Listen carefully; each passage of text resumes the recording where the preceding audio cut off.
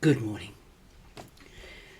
Now, I hope today will be helpful to you, but there have been one or two comments on what I've been saying about the Holy Spirit and speaking in tongues from those who don't really understand the gift and are puzzled by it and want some clarification. So, for those of you who do speak in tongues and it's not a problem, maybe something I say will help you. But just to say, anybody who's worried about speaking in tongues, the best passages to look at are 1 Corinthians 12 and 14. In these passages, Paul talks about spiritual gifts of various kinds, and he also speaks about the higher gifts. And in the middle, of course, is that wonderful chapter 13 on love, when he says, "If I speak in the tongues of men and of angels, but have not love, I'm a noisy gong or a clanging cymbal."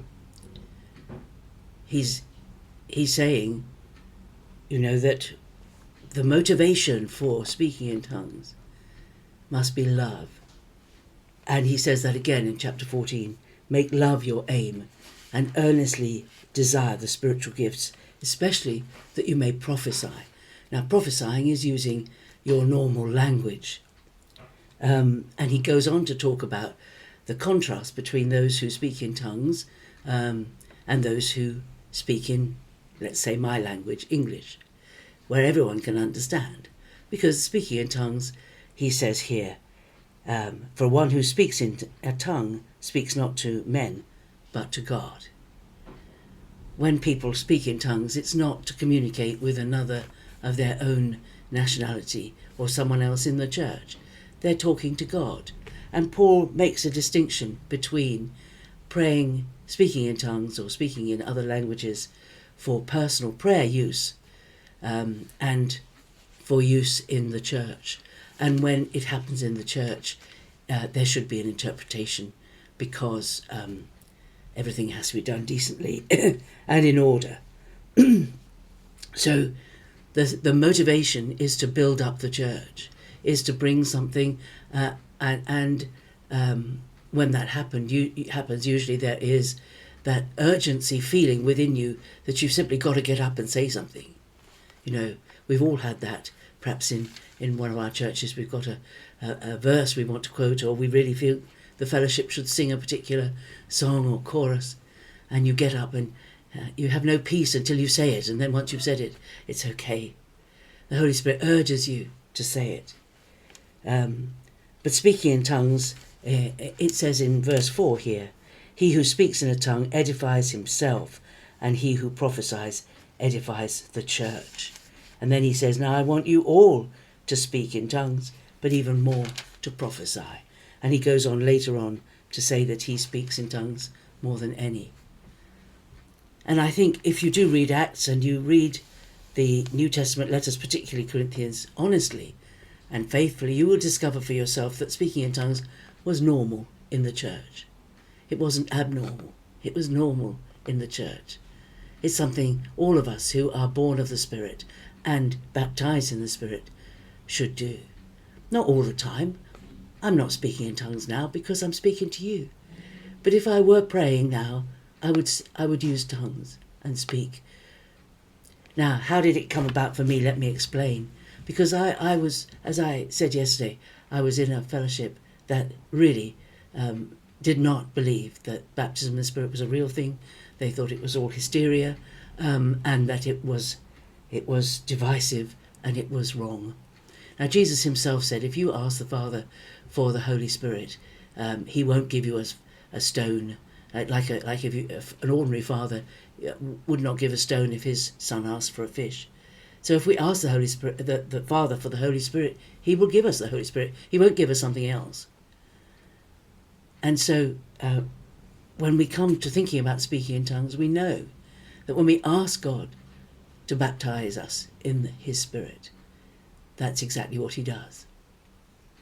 Now, when I was prayed for this, I had the idea in my head that all I had to do was open my mouth and allow God to use my body to speak. I thought it would be totally supernatural and I didn't have to do anything. So I was being prayed for, and I had my mouth open. And I must have looked like a fish, really. I had my mouth open, expecting that God would do something. And you know what it's like when you're being prayed for, especially if you're being prayed for and you've got a pain or something, and you think, they keep saying to you, has the pain gone? And the longer it is before the pain goes, the more embarrassed you are. They're thinking they're going to think they're failures, and I'll just say, yes, it's gone, just to stop the prayer. Anyway, in the end, we stopped the praying. And I hadn't spoken in tongues. And the people around me had. They were worshipping God and speaking in tongues, and I had nothing. But I left that place and walked home. And I found that whenever I wasn't thinking about something specific, like, are my keys in my pocket? Is my child all right? What time do I have to get ready to go to school to get the children? When I wasn't thinking of something specific, there were strange sounds in my head.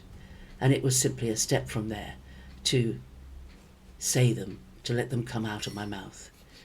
And in the first couple of weeks while I was doing that, I went through what sounded like half a dozen different kind of languages, and then settled to what is now my own prayer language.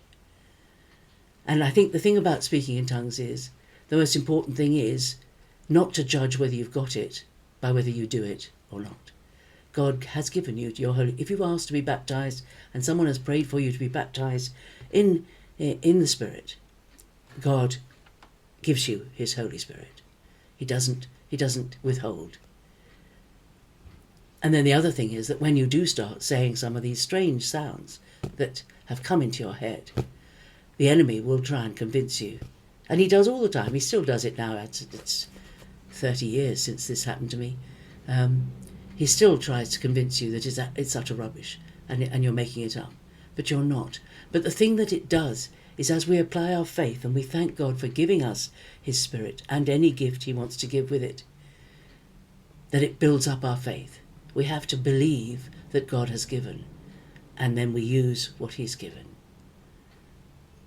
I hope that helps you. I hope all of you speak in tongues, just like Paul wished that all he wrote to spoke in tongues. And I wish you God's blessing for the day, and I'll speak to you again tomorrow. Bye-bye.